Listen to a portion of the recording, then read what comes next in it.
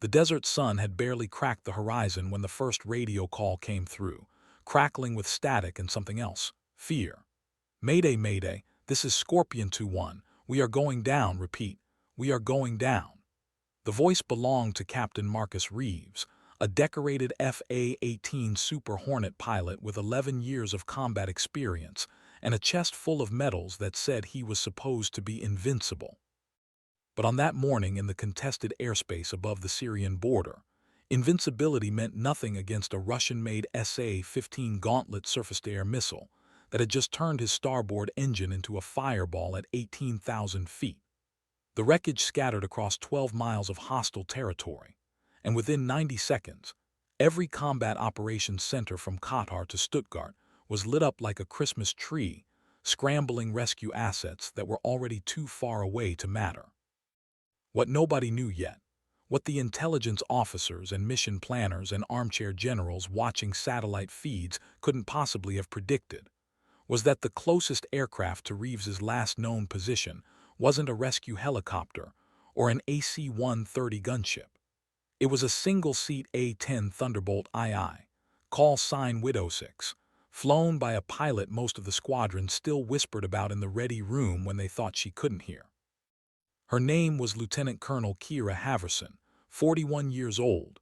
With ash-blonde hair she kept regulation short, and a scar that ran from her left temple to her jawline, a souvenir from a crash landing in Helmand province that had killed her weapons officer and grounded her for 2 years, while the flight surgeons argued about whether her left eye would ever track properly again.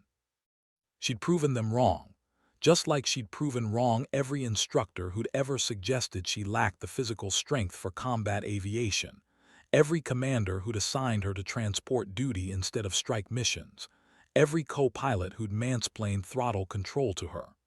But proving people wrong was exhausting, and by 2024, Kira had stopped trying to make believers out of skeptics. She flew her missions, logged her hours, and counted down the months until retirement with the kind of quiet resignation that comes from spending 20 years being exceptional in a system designed to reward mediocrity, as long as that mediocrity came in the right packaging. The call came through on the emergency frequency at 5:47 hours. Kira was 40 nautical miles south, running a routine close air support patrol over a Kurdish position that hadn't seen action in 3 weeks. Her A-10 was loaded light 2 Mavericks, a mixed belt of 30mm rounds, and enough fuel for another 90 minutes of station time. When Reeves's Mayday crackled through her helmet, she banked north without waiting for orders. The tactical frequency erupted immediately. "Widow 6, this is Overwatch, hold position. We have QRF inbound, ETA 45 minutes. The voice belonged to Major Dennis Carver, a career operations officer who never left the air-conditioned comfort of the Combined Air Operations Center. Kira toggled her mic twice in acknowledgement but didn't slow down. 45 minutes was a lifetime when you were sitting in a broken ejection seat with hostile forces converging on your position. She'd read the after-action reports from similar incidents, knew that the survival window for a downed pilot in contested territory was measured in minutes, not hours, and that every second of delay meant another 100 meters the enemy could close. Her radar warning receiver screamed as she pushed deeper into the contested zone. Someone down there had acquisition radar, probably a Pantsir system or another SA-15 battery looking for a second kill. Kira dropped to 500 feet, using the terrain to mask her approach, the A-10's twin turbofans roaring as she pushed the throttles forward. The landscape below was brutal and beautiful, ochre ridges cut by deep wadis, scattered villages where smoke rose from morning cooking fires, the kind of terrain that looked peaceful from altitude but hid 1,000 ways to die.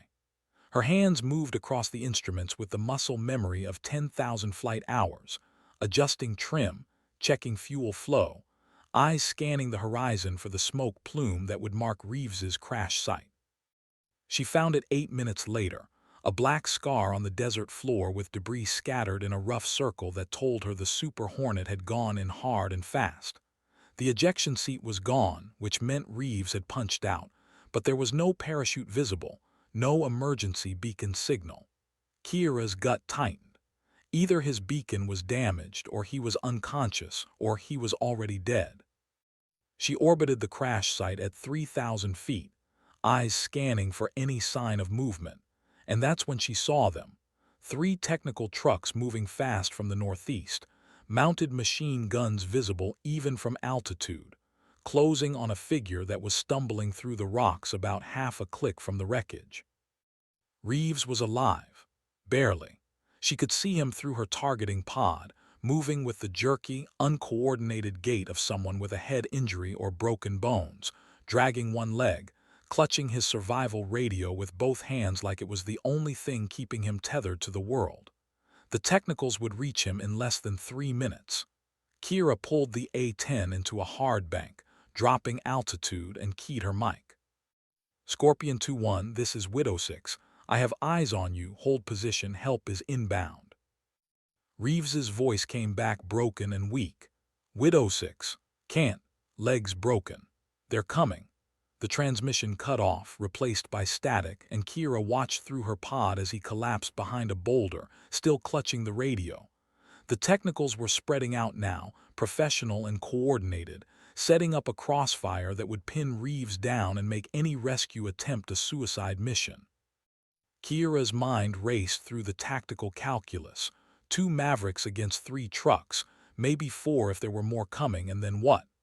Land the A-10 in hostile territory, load an injured pilot into an aircraft designed for 1 person, and somehow get airborne again before the entire Syrian Arab army descended on them. It was insane. It was impossible. She rolled in anyway. The first Maverick took the lead technical dead center, the explosion flipping the truck end over end in a spray of shrapnel and burning fuel.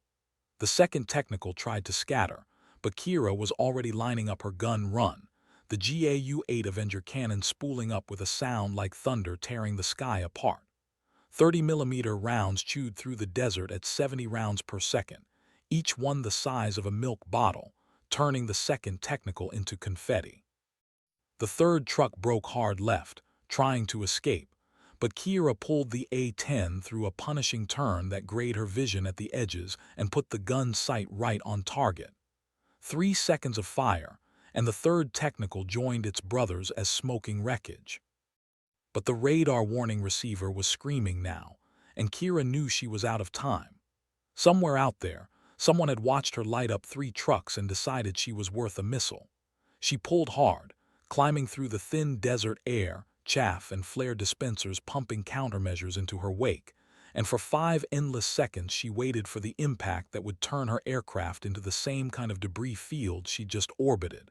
It didn't come. Either the missile missed, or the operator lost his nerve, or God decided she'd earned another few minutes of life. Kira leveled out at 8,000 feet, breathing hard, and looked down at the crash site. Reeves was still there, still alive, still trapped. The technicals were gone, but more would come. They always did. The enemy had radios too, and they knew there was a downed American pilot bleeding out in the desert. She had maybe 10 minutes before the entire area was swarming with hostile forces. The smart play was to climb to altitude, maintain overwatch until the QRF arrived, and let the professionals handle the extraction. That's what the tactical manual said. That's what Carver would order her to do. Kira wasn't thinking about the manual. She was thinking about her weapons officer, Lieutenant Amy Chen, who died in that Helmand crash because the rescue helicopters had been delayed by bad weather and bureaucratic hand-wringing, who'd bled out in the wreckage while Kira held her hand and whispered promises she couldn't keep. She was thinking about every pilot who'd ever trusted the system to bring them home and ended up as a folded flag and a speech about valor. She was thinking about Reeves down there, alone and broken, counting the seconds until either rescue arrived or a bullet found him. She toggled her mic to the command frequency. Overwatch, Widow 6, I'm going in. There was a long pause, static hissing in her ears, and then Carver's voice came back, sharp with authority and something else. Panic maybe, or the realization that he was about to watch a career-ending decision unfold in real time. Negative Widow 6. You are ordered to maintain altitude. QRF is 20 minutes out. Do not repeat. Do not attempt extraction. Kira switched the radio off. She'd apologize later, or she'd face a court-martial, or she'd be dead and it wouldn't matter. The A-10 Thunderbolt II was never designed for what she was about to attempt. It was a tank killer, a close air support platform built around a massive gun, with titanium armor and redundant systems that could keep flying even after taking catastrophic damage. But it was also slow, ungainly, and about as aerodynamic as a brick with wings. Landing it in a desert wadi under hostile fire was the kind of thing that got you a posthumous medal and a paragraph in aviation safety manuals about what not to do. She found a stretch of relatively flat ground about 200 meters from Reeves's position, a dried riverbed that looked long enough and smooth enough to maybe work. Maybe. Kira dropped her landing gear, feeling the drag immediately as the A-10's speed bled off, and started her descent. The ground rushed up fast, rocks and scrub blurring together, and she fought to keep the wings level as a crosswind tried to push her off course. The stall warning horn was blaring, the airspeed indicator dropping through 90 knots, 80, 70, and then the wheels touched down hard enough to rattle her teeth, the nose gear bouncing once, twice, before settling as she stood on the brakes and fought to keep the aircraft tracking straight. The A-10 shuddered to a stop in a cloud of dust, engine still running, and Kira was already unbuckling, yanking off her helmet, grabbing the survival rifle from its mount behind her seat. She hit the ground running, boots sliding in loose gravel, and sprinted toward the rocks where Reeves had gone down. The heat was brutal, the kind of Middle Eastern summer day where the air itself felt like it was trying to cook you from the inside out. She could taste dust and jet fuel, could feel her heart hammering against her ribs, could hear absolutely nothing except her own breathing and the distant whine of her aircraft's engines. Reeves was conscious but fatting when she found him, his flight suit torn and blood-soaked, left leg bent at an angle that made her stomach turn. His face was gray with shock, eyes unfocused, and when he saw her, something like confusion flickered across his features. You're. He couldn't finish the sentence, words slurring together, and Kira didn't waste time on explanations. She pulled his arm over her shoulder, got her other arm around his waist, and started hauling him toward the aircraft.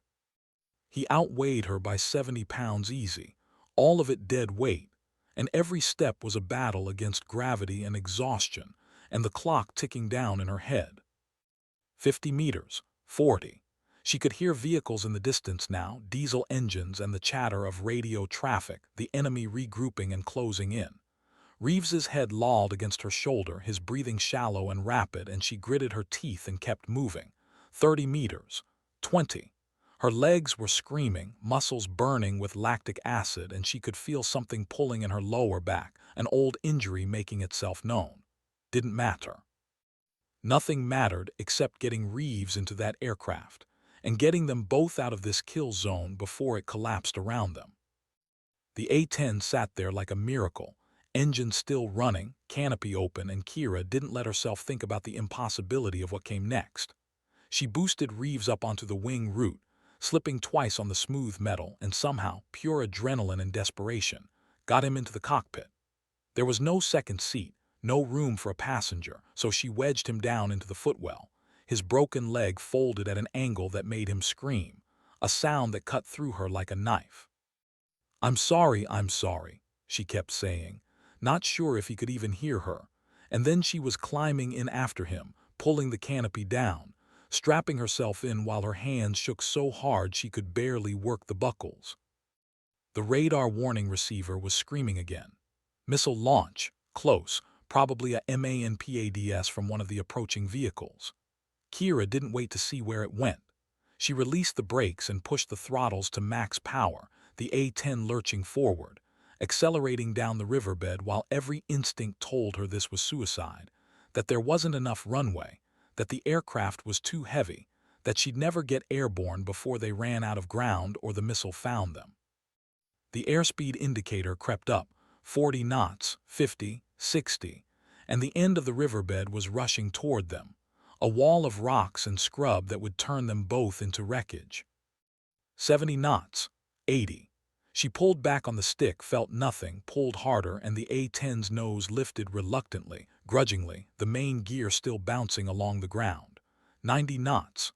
The rocks filled her windscreen, close enough to count individual boulders, and then, finally, impossibly, the aircraft lifted, clawing its way into the air with all the grace of a freight train trying to fly. They cleared the rocks with maybe 15 feet to spare, the stall warning horn screaming, and Kira leveled off at 100 feet, still too low, still too slow, waiting for the MANPADS to connect and end them both. It didn't. The missile either missed or malfunctioned or was never actually fired, she'd never know which. What mattered was that they were airborne, climbing through hot desert air, leaving the crash site and the burning technicals and the converging enemy forces behind. Kira's hands were locked on the controls, knuckles white, and she realized she was crying, hard, gasping sobs that shook her whole body, but she couldn't stop flying, couldn't afford to break down, not yet. Reeves was silent in the footwell, maybe unconscious, maybe dead, and she didn't dare look down to check. The flight back to base took 23 minutes. Kira flew it on autopilot, literally, her hands and feet moving through the motions while her mind floated somewhere outside her body, watching herself from a distance. The radio traffic was chaos, Carver screaming questions, the QRF demanding sitreps, someone from higher headquarters asking who authorized the extraction, but she'd left her transmitter off and couldn't hear any of it. Just the sound of the engines, the whistle of air over the canopy, Reeves's labored breathing from below, and her own heartbeat slowly returning to something like normal. She made the approach to Al Udeid Air Base with the gear down and flaps full, wallowing through the air like a drunk elephant, and greased the landing so smoothly she barely felt the wheels touch. As soon as she rolled clear of the runway, ground crews swarmed the aircraft, medical personnel climbing up to extract Reeves, and Kira sat there in the cockpit with the engines still running, unable to move, unable to think, unable to process what she'd just done. Someone helped her out of the aircraft. She didn't remember who. Someone else caught her when her legs gave out on the tarmac, held her up while the world spun and her vision tunneled down to a pinpoint of gray. She heard voices, lots of voices, saying things she couldn't quite parse. Medic, shock, get her to the hospital. And then the ground rushed up to meet her and everything went dark. Kira woke up in a hospital bed with an IV in her arm and sunlight streaming through windows that looked out over the flight line. Her head felt like it had been stuffed with cotton, thoughts moving slowly through some thick medium, and for a few seconds she couldn't remember where she was or why. Then it all came back. The Mayday call, the crash site, the technicals, Reeves bleeding in her footwell. And she sat up fast enough to make the room spin, yanking the IV line and setting off some alarm that brought a nurse running. "Easy, Colonel, you're okay, you're safe." The nurse was young, early 20s maybe, with kind eyes and steady hands that guided Kira back down onto the pillows. "You've been out for about 6 hours. Dehydration and exhaustion, the docs say. They want to keep you overnight for observation." "Reeves," Kira managed, her voice rough and strange. "Captain Reeves, is he?" "Alive," the nurse said, and the relief that flooded through Kira was so intense it hurt. "In surgery now, but the doctors say he'll make it. Broken femur, fractured ribs, concussion, but he'll make it. Because of you." Kira closed her eyes and didn't say anything. The nurse puttered around for a bit, checking vitals and adjusting the IV, and then left her alone in the quiet room. Alone with her thoughts and the weight of what she'd done settling over her like a physical thing. She disobeyed direct orders, risked a multi-million-dollar aircraft, endangered her own life for a pilot she barely knew, and in the cold light of aftermath, she couldn't decide if that made her a hero or an idiot. She was still trying to figure it out when the door opened again, but this time it wasn't a nurse. It was Major Carver, looking like he'd aged 10 years since that morning, his uniform rumpled and his eyes bloodshot. He stood at the foot of her bed for a long moment, not saying anything, and Kira waited for the reprimand, the notification of pending court-martial, the end of her career delivered in official tones. What came instead was something she'd never expected. Carver cleared his throat, looked away, looked back, and said quietly, "That was the bravest goddamn thing I've ever seen anyone do." His voice cracked on the last word, and he cleared his throat again. "Also the stupidest, for the record, but mostly the bravest. Reeves is alive because you didn't wait for permission. His wife is going to get to see him again. His kids are going to have their father, and that's because of you." Kira felt tears burning behind her eyes again and blinked them back hard. "I turned off my radio," she said. "I ignored your orders." "Yeah, you did." Carver pulled up a chair and sat down, suddenly looking very tired. "And I'm going to have to write that up, and there's going to be an investigation, and a lot of people with stars on their shoulders are going to have opinions about your decision-making. But between you and me, Colonel, if I ever go down out there, I hope to God there's someone like you on station who gives exactly as few shits about the chain of command as you did today." He left after that, and Kira lay in the hospital bed watching shadows lengthen across the floor as the sun moved west. She slept fitfully, waking every few hours from dreams of fire and falling, and when morning came, she felt hollowed out and strange, like she'd left some essential part of herself in that desert wadi and wasn't sure she'd ever get it back. The story should have ended there. In a sane world, that would have been it. A dramatic rescue, a few days of paperwork and investigation, maybe a commendation, and then back to the routine grind of combat operations until her retirement date finally arrived. But the universe had other plans because someone had been filming. Not officially. Not some combat camera team or military journalist. Just a corporal in the tower at Al Udeid who'd been recording Kira's landing on his phone because he'd never seen an A-10 come in with battle damage and a passenger before, and thought it might be cool to show his buddies later. He caught the whole thing, the smoking aircraft, the rough landing ground crews swarming to extract Reeves, Kira climbing out of the cockpit and standing there for a moment on the wing with her flight suit soaked in blood that wasn't hers, swaying slightly, before collapsing into someone's arms. The corporal posted it to TikTok that evening with the caption, "Most badass pilot I've ever seen," and went to bed thinking maybe a few hundred people would watch it. By the time Kira woke up the next morning, the video had 17 million views. By noon, it had 30 million. Major news outlets picked it up. Military bloggers dissected every second, and somehow, probably through the same mysterious process that turns random internet moments into cultural touchstones, the world decided they needed to know everything about the woman who'd risked everything to save a fellow pilot. Except nobody knew who she was. The video quality wasn't great, and Kira's name tape wasn't visible, so the internet did what the internet does best and started speculating. Theories ranged from plausible to insane. Some people claimed she was a CIA operative. Others insisted the whole thing was staged. Still others launched into elaborate conspiracy theories involving black projects and secret military technology.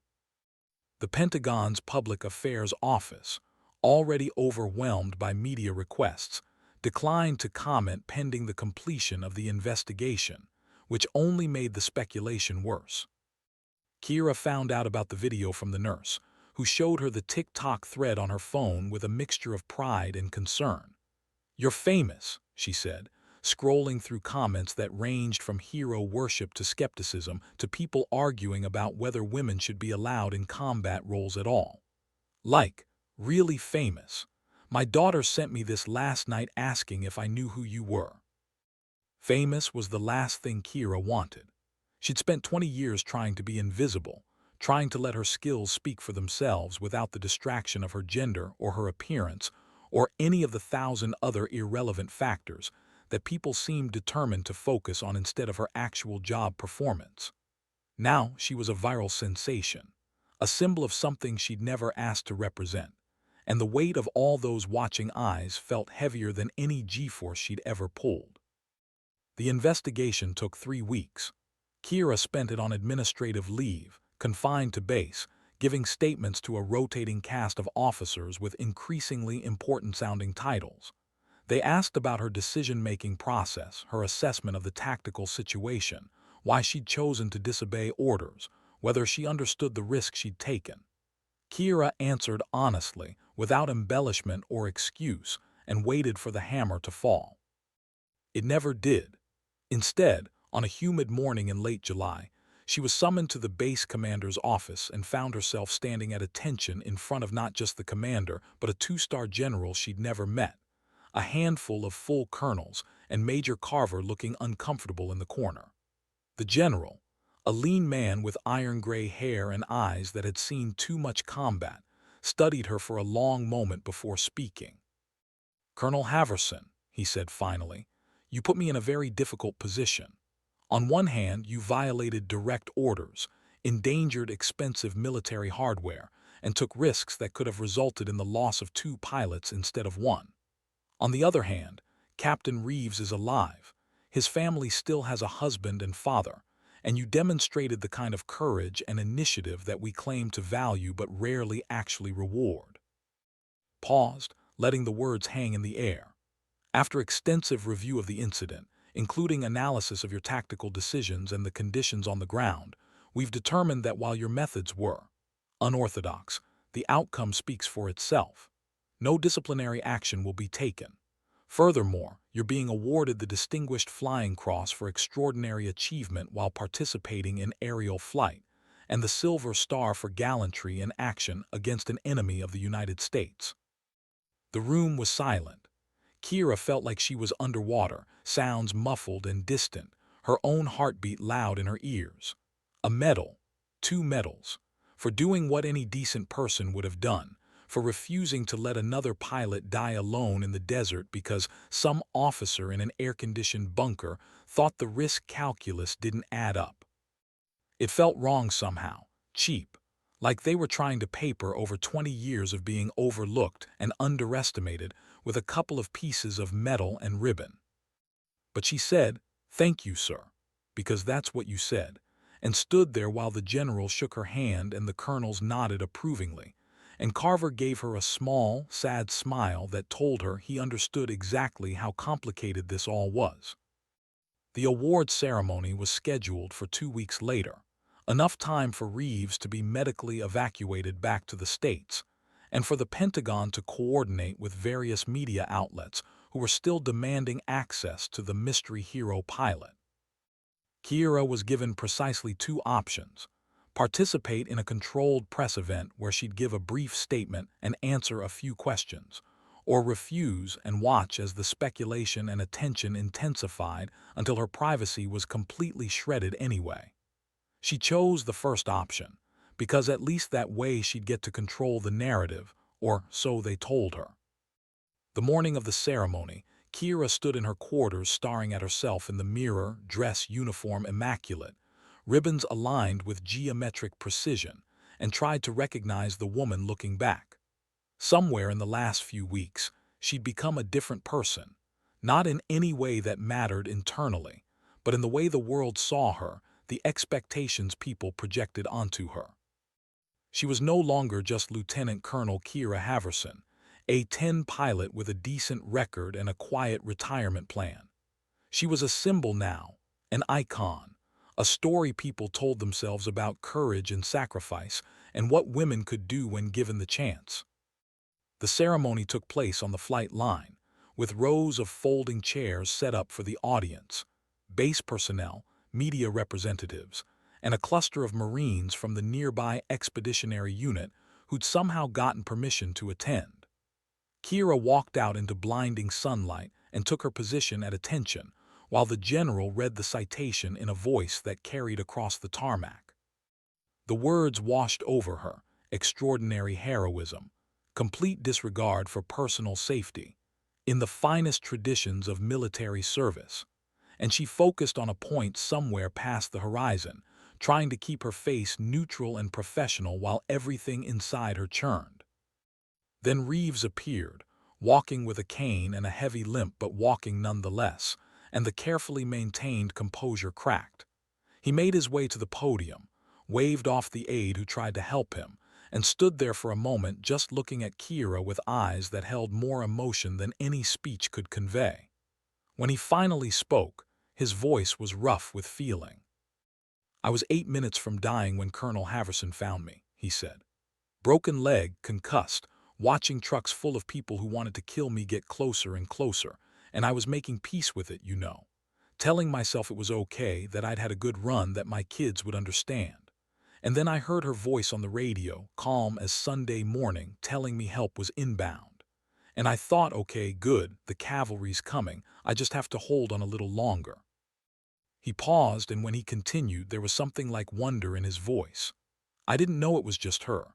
One pilot in one aircraft disobeying orders, taking on an entire hostile force to get to me.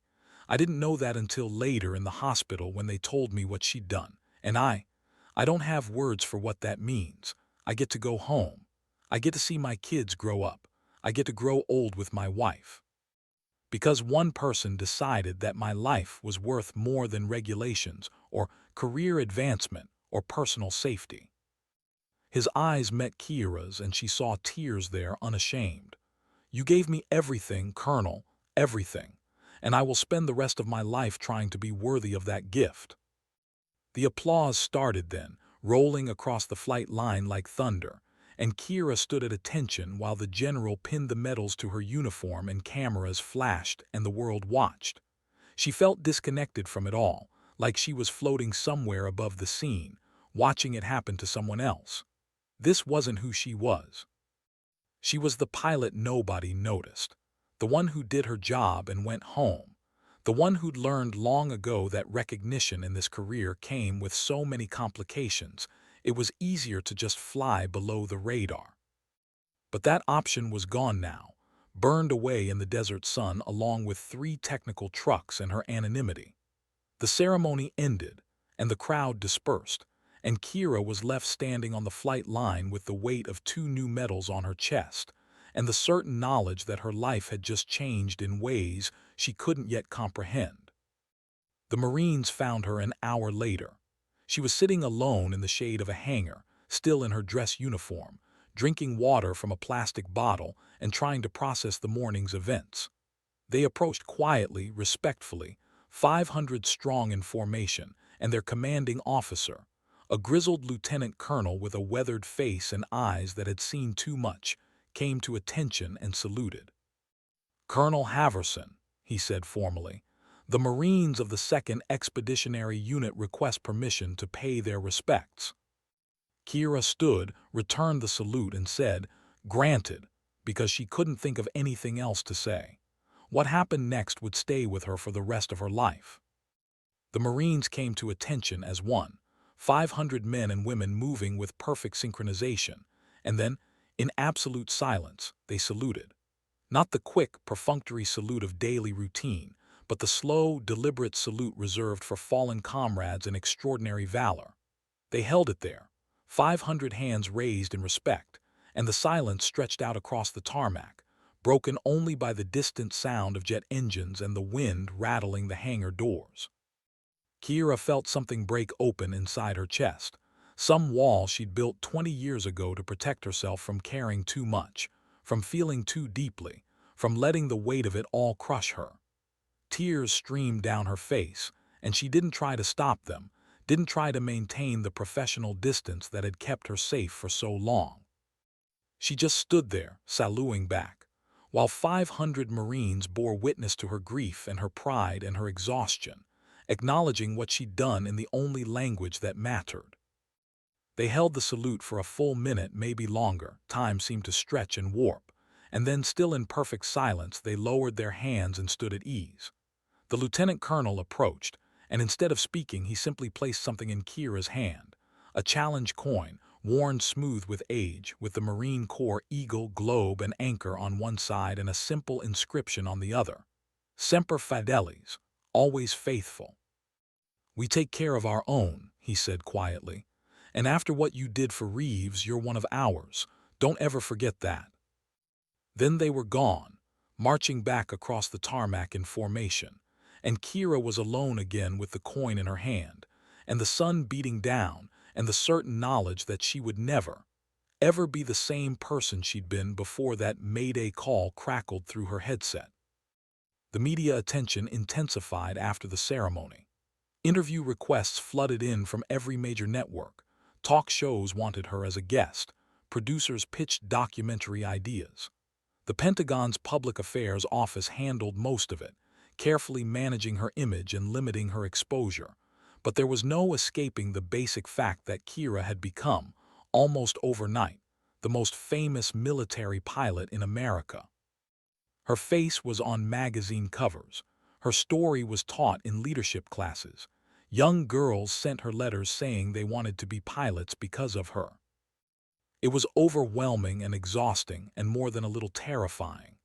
Kira had never wanted fame, had actively avoided it, and now she was trapped in a spotlight she couldn't turn off. Every decision she made, every word she spoke, was scrutinized and analyzed and turned into think pieces about gender and military culture and the changing face of American warfare. She couldn't just be a pilot anymore.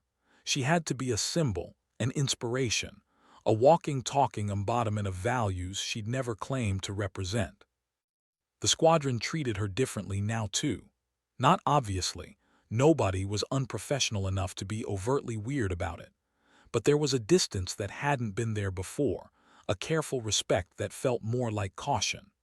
The other pilots congratulated her on the medals, told her she'd done something amazing, and then went back to their ready-room conversations without quite meeting her eyes. It hurt more than Kira wanted to admit, the realization that she'd somehow moved outside the tribe, become something other than just one of the crew. Reeves called her from the hospital in Germany, his voice stronger now, the pain medication finally dialed in to something manageable. "I saw the ceremony," he said. "Watched it on YouTube about 20 times, and I needed to hear your voice, needed to say thank you again, even though I know I'll never be able to say it enough." "You don't owe me anything," Kira told him, and meant it. "I did what anyone would have done." "No," Reeves said firmly. "You did what most people wish they would do but never actually would. There's a difference, and it's important. Don't let them make you minimize this, Kira. Don't let the weight of it all convince you that what you did was ordinary. It wasn't. It was extraordinary, and you need to own that." After they hung up, Kira sat in her quarters and thought about that word, extraordinary. She'd spent her whole career trying to be anything but, trying to prove that women could be competent, capable, ordinary pilots who just did their jobs without drama or fanfare. And now here she was, elevated to a pedestal she'd never sought, held up as an example of something she wasn't sure she actually embodied. The dissonance was difficult to navigate, the gap between who she was and who everyone seemed to think she was. The investigation's final report came out 6 weeks after the rescue, a thick document full of tactical analysis and recommendations, and carefully worded conclusions that basically said Kira had made the right call, but probably shouldn't make a habit of it. Buried in the appendices was something that caught her eye, an analysis of the rescue timeline showing that the QRF wouldn't have reached Reeves until 53 minutes after his Mayday call, by which point enemy forces would have captured or killed him with 98% certainty. 53 minutes versus 8. The math was pretty clear. Armed with that vindication, Kira requested and was granted a meeting with the squadron commander, a full colonel named Patterson who'd been notably absent during most of the post-rescue chaos. She found him in his office reviewing flight schedules, and when she knocked, he waved her in without looking up. "Colonel Haverson," he said, still focused on his computer screen. "Congratulations on the medals, well deserved from what I hear." "Thank you, sir." Kira remained standing, hands clasped behind her back. "I wanted to talk to you about my status going forward." "Your status?" Patterson finally looked at her, one eyebrow raised. "You're scheduled to rotate stateside in 3 months, complete your terminal leave, and retire with full honors, unless you're thinking about extending." "No, sir. I want to know if I'm still mission ready, if I'm still on the flight schedule." She kept her voice level, professional, but couldn't quite hide the edge underneath. Because I haven't flown since the rescue and nobody's told me why. Patterson had the grace to look uncomfortable. You were on medical leave, then administrative leave during the investigation. Standard protocol. The investigation closed 2 weeks ago. Medical cleared me 10 days ago. I'm asking why I'm still grounded. There was a long silence. Patterson leaned back in his chair, studying her with an expression she couldn't quite read. Finally, he sighed. Honestly, because I didn't know what to do with you. You're a PR asset now, Kira. The face of American military excellence, the pilot every news outlet wants to interview. And I've got generals asking me to keep you safe, to not put you in situations where you might get shot down and become an international incident. So yes, I grounded you. Not officially, just kept you off the schedule until I could figure out the right move. Kira felt anger rising in her chest, hot and sharp. With respect, sir, I didn't become a pilot to be safe. I became a pilot to fly combat missions and support troops in contact.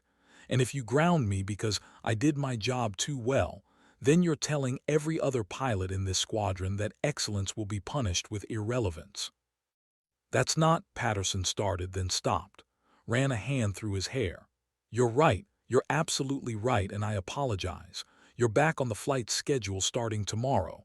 But Kira, understand this. You've changed the game whether you wanted to or not.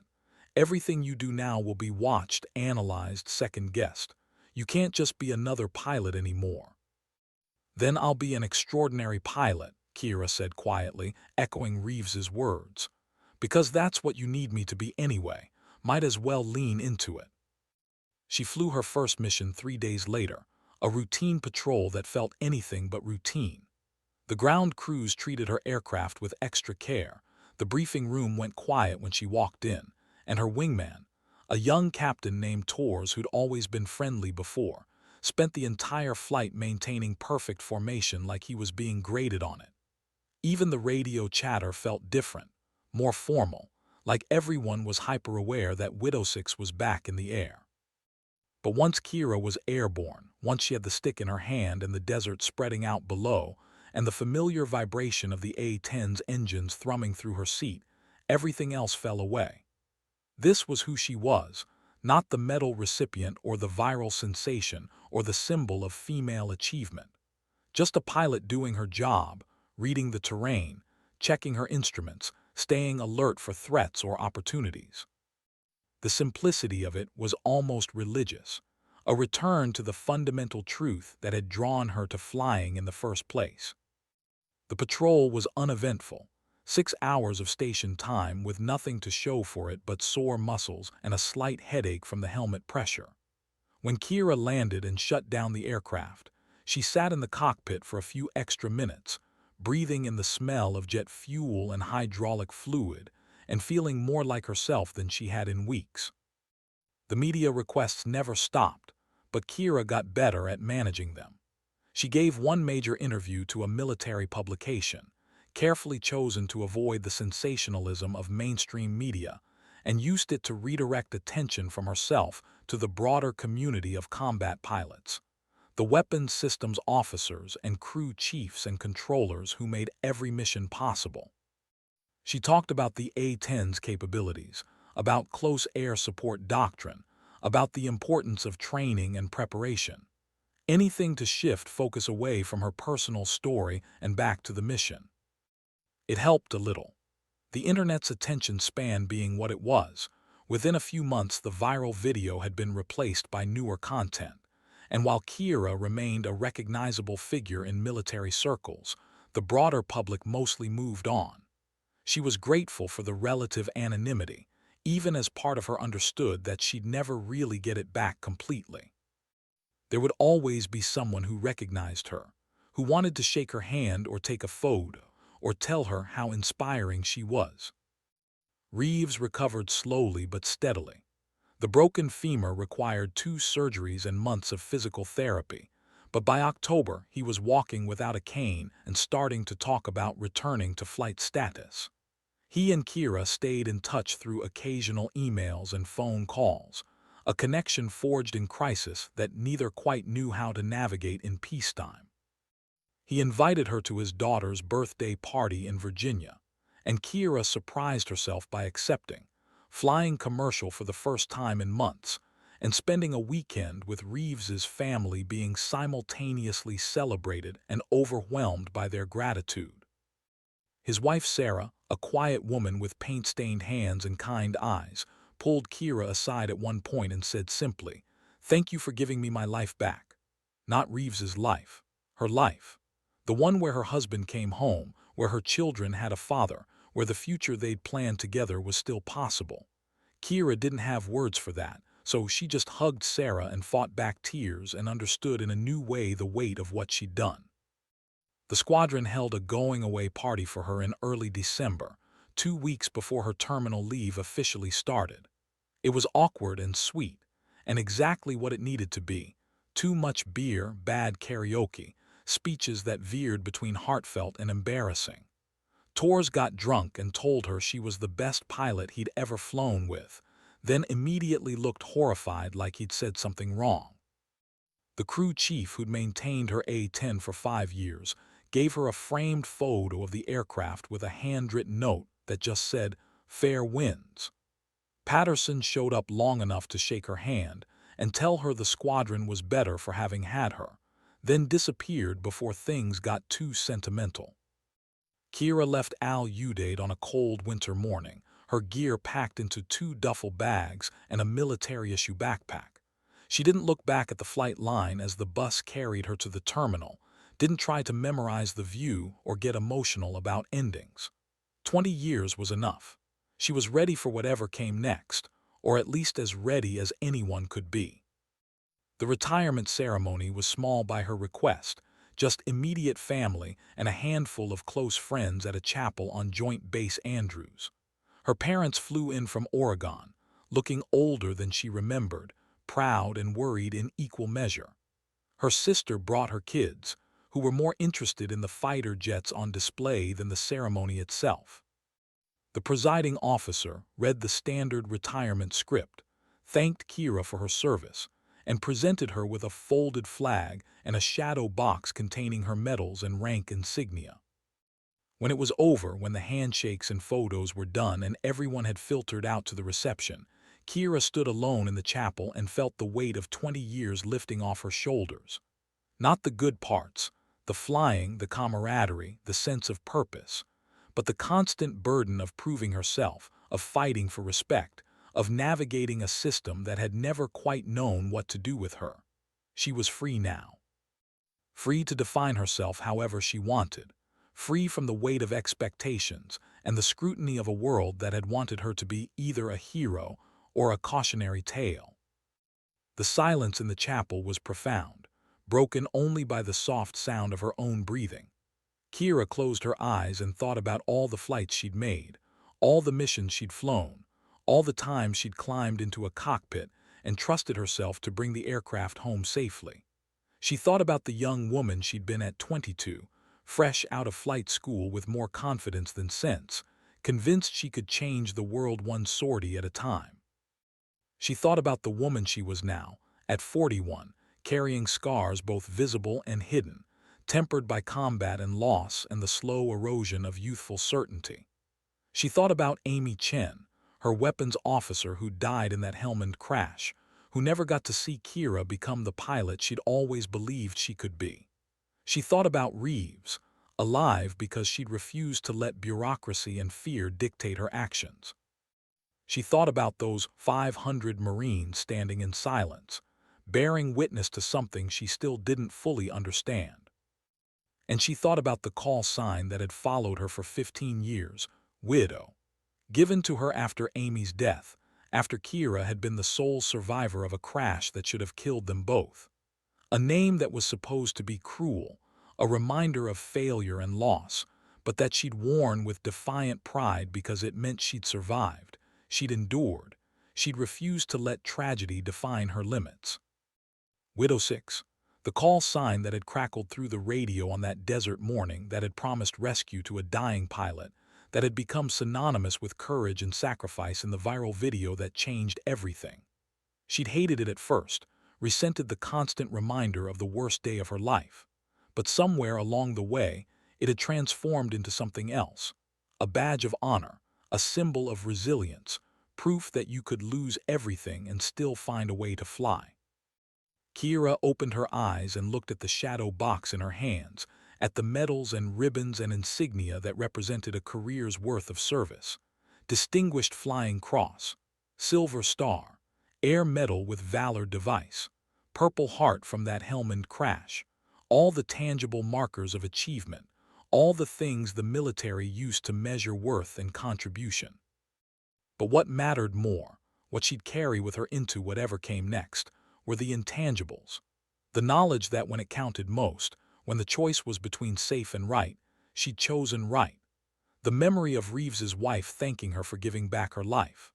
The feel of 500 Marines saluting in absolute silence, acknowledging something that transcended rank or gender or any of the arbitrary categories people used to divide themselves. She'd been underestimated her entire career. Told she wasn't strong enough, wasn't aggressive enough, wasn't whatever enough to be truly excellent at this job. And she'd spent 20 years proving them wrong, not through speeches or arguments but through the simple act of doing the work, flying the missions, bringing people home. In the end, that was all that mattered, not the medals or the recognition or the viral fame, but the knowledge that she'd done what needed doing when it needed doing, regardless of cost. The reception was pleasant but exhausting, full of people wanting to shake her hand and tell her what an inspiration she was. Kira smiled and thanked them and counted the minutes until she could politely escape. When the crowd finally thinned enough, she slipped out a side door and found herself in the December cold, breath steaming in the air, watching aircraft take off and land in the distance. A young woman in flight gear approached, maybe 25, with lieutenant's bars on her shoulders and uncertainty in her eyes. "Colonel Haverson, I'm sorry to bother you, I watched your video like 100 times, and I'm starting CAS training next month, and I'm terrified I'm not going to be good enough, that everyone's going to judge me for being a woman in a fighter cockpit, and She trailed off, looking embarrassed. Kira studied her for a moment, seeing herself 2 decades ago, all that fear and determination and desperate need to prove herself. "What's your name?" "Lieutenant Anja Patel, ma'am." "Well, Lieutenant Patel, here's what I know. You're going to be judged. People are going to underestimate you, doubt you, find reasons why you don't belong. That's not fair and it's not right, but it's the truth." Kira paused, making sure the young woman was really listening. "And here's what else I know. If you're good enough to make it through flight school, you're good enough for this. The jet doesn't care about your gender. The mission doesn't care about anyone's preconceptions. All that matters is whether you can do the job. And if you can, then you belong in that cockpit just as much as anyone else." Patel nodded, eyes bright with something like hope. "Did it ever get easier? The judgment, I mean." "No," Kira said honestly, "but I got stronger, and eventually I stopped caring what people thought and started caring only about what I knew to be true, that I was a good pilot, that I could make a difference, that no one else's doubts could change those facts unless I let them." They talked for a few more minutes, and then Patel thanked her and headed back toward the flight line, walking with a little more confidence than before. Kira watched her go and felt something shift inside, a sense of continuity, of passing something important to the next generation. She wouldn't be flying anymore, but women like Patel would, and they'd do it with fewer barriers and more support because of the path Kira and others like her had fought to clear. The sun was setting now, painting the sky in shades of orange and purple that reminded Kira of 1,000 other sunsets watched from 1,000 different cockpits. She stood in the cold and the fading light and let herself feel the full weight of everything that had brought her to this moment. All the flights and fights, all the victories and losses, all the times she'd climbed into the sky and trusted herself to find a way through. Tomorrow she'd start her terminal leave, begin the process of building a civilian life, figure out who Kira Haverson was when she wasn't defined by her rank or her job or her call sign. It was terrifying and exciting in equal measure, the blank canvas of a future without the structure and purpose that had governed her adult life. But tonight, Standing on the flight line of Joint Base Andrews with the sound of jet engines in the distance and the memory of 2 decades of service fresh in her mind, Kira allowed herself to simply be. Not a hero, not a symbol, not an inspiration or a cautionary tale. Just a pilot who'd done her job to the best of her ability, who'd saved a life when it mattered most, who'd proven through action rather than words that excellence transcended every arbitrary limitation people tried to impose. The wind picked up, cold and sharp, and Kira turned up the collar of her jacket and headed back toward the parking lot. Her family would be waiting, ready to take her to dinner and celebrate this transition from military to civilian life. There would be toasts and stories and probably tears before the night was over, the bittersweet recognition that every ending carried within it the seeds of new beginnings. As she walked, Kira's phone buzzed with a text message. She pulled it out, expecting something from her sister or parents, but instead found a message from an unknown number. Colonel Haverson, this is SSGT Chen, USMC. I was one of the Marines who saluted you at Al Udeid. Just wanted you to know that what you did changed my life, made me believe that courage isn't about being fearless, it's about acting despite the fear. Thank you for showing us what that looks like. Semper Fi. Kira stopped walking, read the message again, and felt tears burning behind her eyes for what felt like the 100th time that day.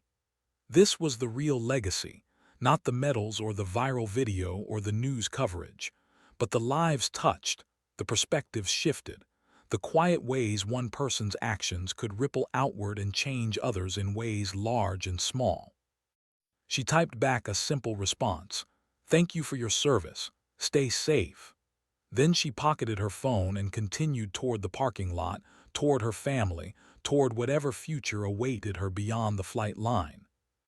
The stars were coming out now, distant points of light in the darkening sky, and Kira tilted her head back to look at them. She'd flown among those stars, or close enough, had known the strange magic of being suspended between earth and heaven with nothing but skill and metal keeping her aloft. That part of her life was over now, but the sky would always be there, would always call to some deep part of her that could never fully come down to earth. She thought about the words inscribed on the challenge coin the Marine Lieutenant Colonel had given her, Semper Fidelis, always faithful, to the mission, to her fellow service members, to the values that had guided her through 20 years of challenges and triumphs. That faithfulness hadn't ended with her retirement. It had just changed form, would express itself in new ways as she navigated civilian life, and figured out how to channel all that experience and passion and hard-won wisdom into something meaningful. The parking lot came into view, and Kira could see her family waiting by the car, her father checking his watch, her mother scanning the area looking for her. Her sister's kids were chasing each other around the parking lot, their laughter carrying across the cold air. Normal life, family life, the kind of life she'd sacrificed for 2 decades in service of something larger than herself. She waved and they saw her, and her mother's face lit up with relief and pride. Kira quickened her pace, suddenly eager to be with them, to step into this new chapter, to discover who she was when she wasn't defined by her profession or her achievements or her call sign. But she'd always be Widowsix in some essential way. The pilot who'd faced down impossible odds and refused to accept that any life was expendable. The woman who'd turned grief into strength, loss into purpose, underestimation into excellence. The call sign that had started as a cruel reminder and become a symbol of resilience and courage. As Kira reached her family and allowed herself to be enveloped in hugs and congratulations, as she climbed into the car and let someone else take the controls for once, she felt at peace. The journey had been long and hard and filled with more challenges than she'd ever imagined when she'd first dreamed of flying. But she'd made it through, had earned her place in the sky, had proven that courage and competence knew no gender. The car pulled out of the parking lot, heading away from the flight line, away from the jets and hangars and everything that had defined her adult life. Kira looked back one last time, saw the silhouette of aircraft against the darkening sky, and smiled. She'd given the Air Force 20 years. Now the rest of her life was hers. And somewhere out there, in ready rooms and briefing spaces and cockpits around the world, other pilots would hear her story and draw strength from it, would know that when the moment came, when the choice was between safe and right, between following orders and saving lives, courage meant acting despite the fear. That was enough. That was everything.